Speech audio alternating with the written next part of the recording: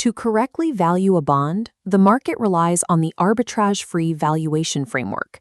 This framework rests on two strict rules: the principle of value additivity and the elimination of dominance. A bond's total value must exactly equal the sum of its parts, and identical assets cannot trade at different prices. If these principles fail, market participants step in. They will execute stripping, breaking a bond into parts to sell, or reconstitution, buying parts to build a bond, to earn riskless arbitrage profits until mathematical equilibrium returns. When analyzing a standard option-free bond, upholding this equilibrium is straightforward. You simply discount the known cash flows using a traditional static zero-coupon yield curve. But that static framework completely breaks down when analyzing bonds with embedded options, like a call or put feature. The value of that embedded option fluctuates based on unknown future forward rates. Because an embedded option's value relies entirely on those unknown future states, a static curve cannot price it accurately. Maintaining strict arbitrage-free pricing requires dynamic, multi-state mathematical modeling. Analysts must transition from static, single-state models to dynamic, stochastic modeling to account for these fluctuating future interest rates. This transition introduces a progressive series of mathematical tools: discrete binomial trees, pathwise valuation, Monte Carlo simulations, and continuous term structure models. The governing rule here is that the structural complexity of the specific bond directly dictates the required complexity of the valuation model used to price it. By mastering these escalating frameworks, an analyst can accurately pinpoint the true, unarbitrageable value of securities in advanced fixed-income markets. The foundational tool for valuing embedded options is the binomial interest rate tree. This is a discrete model representing a log-normal random walk, assuming two equally likely outcomes for forward rates at each node over time. To prevent arbitrage, this tree is bound by three strict calibration rules. First, the tree must output values that perfectly match benchmark market prices.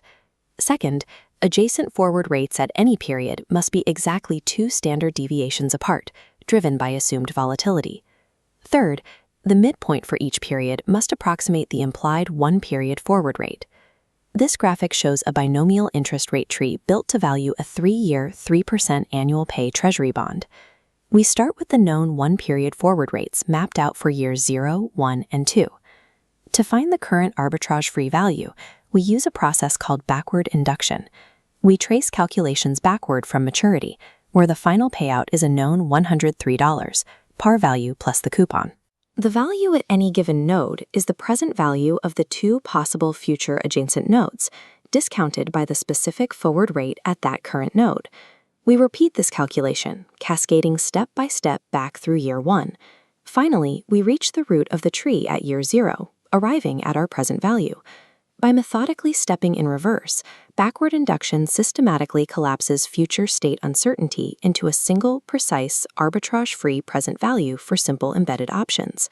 Backward induction is highly effective, but it is not the only way to navigate a binomial interest rate tree. Analysts can also use an alternative known as pathwise valuation. The core difference lies in the direction of the calculation. Instead of collapsing nodes backward from maturity, pathwise valuation traces every distinct, forward-moving path from today to maturity. Under this approach, we calculate the present value of the cash flows along each unique path, using its specific sequence of forward rates. Once we have the value for every possible route, we take the simple average of all those paths. The challenge is the volume of calculations. For an n-period binomial tree, there are 2 to the power of n-1 possible paths. As the periods increase, the number of distinct forward-moving trajectories expands exponentially.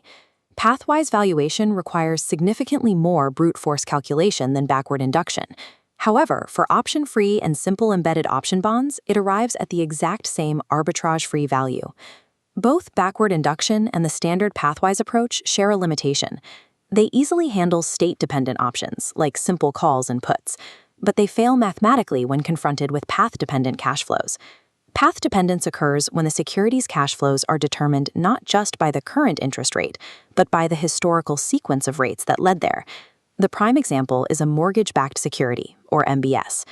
Mortgage-backed securities contain embedded prepayment options. If interest rates drop early in the life of the security, homeowners refinance. These early prepayments shrink the underlying principal pool, defining the cash flows available for the life of the security. A standard binomial tree only processes the current node's rate. It cannot remember the historical path of rates that came before it. Because it ignores this history, backward induction cannot accurately price a mortgage-backed security. To solve this, analysts must turn to Monte Carlo forward rate simulation. This is the mandatory mathematical solution for pricing path-dependent securities. Monte Carlo utilizes the Pathwise Valuation approach, but on a massive scale. It computationally generates a vast volume of randomly simulated interest rate paths, allowing the model to accurately account for the varying prepayment cash flow scenarios along each individual route. Monte Carlo simulation allows practitioners to maintain precise, arbitrage-free pricing, even when historical rate paths dictate future cash flows. We can also zoom out from these discrete node-by-node valuation mechanics and look at the continuous statistical equations that dictate how rates move in the first place. These are term structure models. This chart shows the first category, equilibrium term structure models, which include the Cox-Ingersoll-Ross and Vasicek models. Their core assumption is that short-term interest rates constantly mean revert to a natural long-run rate. These two models differ in how they handle volatility. The CIR model assumes that interest rate volatility scales directly with the level of short-term rates. The Vasicek model assumes that volatility is completely independent of the short-term rate level. The alternative to the equilibrium approach is the arbitrage-free model category, which includes the Ho-Lee and Kalotay-Williams-Fabozzi models. Arbitrage-free models ignore long-term economic theory regarding where rates should ultimately go. Instead, they take current market prices as a given, calibrating a time-dependent drift term to match today's term structure exactly.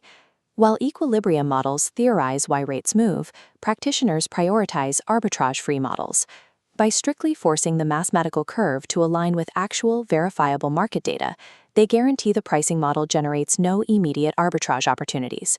In fixed income, the moment forward rates begin dictating cash flows, static yield curves lose their utility. Arbitrage-free valuation demands dynamic stochastic modeling. Standard embedded calls and puts require backward induction on discrete binomial trees, while path-dependent mortgage-backed securities necessitate the volume of Monte Carlo simulations. By correctly matching the mathematical framework to the specific complexity of the instrument, an analyst strips away pricing inefficiencies, eliminates market dominance, and uncovers true objective valuation.